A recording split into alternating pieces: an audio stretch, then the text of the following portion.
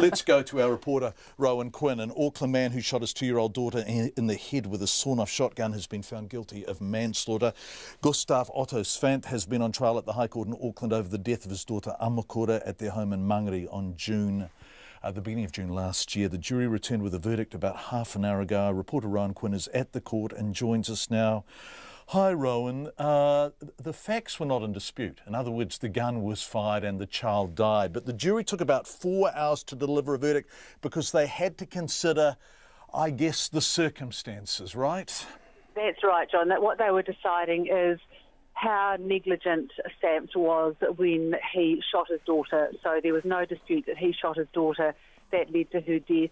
They had to decide, was he grossly negligent? And the Crown argued he was. He had a sawn-off shotgun in the house. He pointed it at his daughter and pulled the trigger.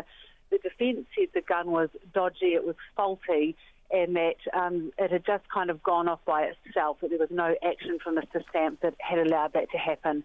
But clearly the jury has agreed with the Crown on that one. So, guilty of manslaughter. What was the reaction from Gustav Sanft himself?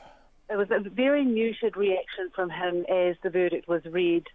He has been quite upset at times during the trial. He had about 40 or 50 family, friends and supporters here, and as he left the dock to go back into custody, he turned and sort of acknowledged them, and they shouted out, "I love you," to him. They had all begun to cry as the verdict was read out. They had a very muted response as well.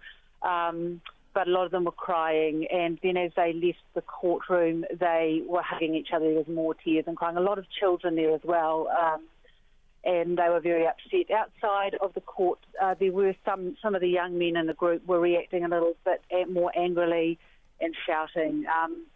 We also heard a formal statement from the family, from the grand uncle, Tipene Daniels, who read a statement that he said was on behalf of Auckland Daniel Sanft, who is the 2-year-old victim in this case.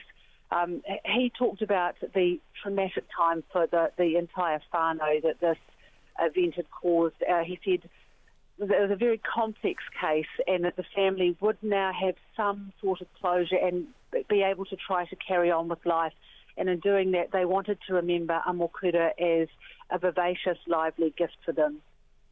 Rowan Quinn live from the court, where not very long ago Gustav Otto Sanft was found guilty of the manslaughter of his 2-year-old daughter, Auckland.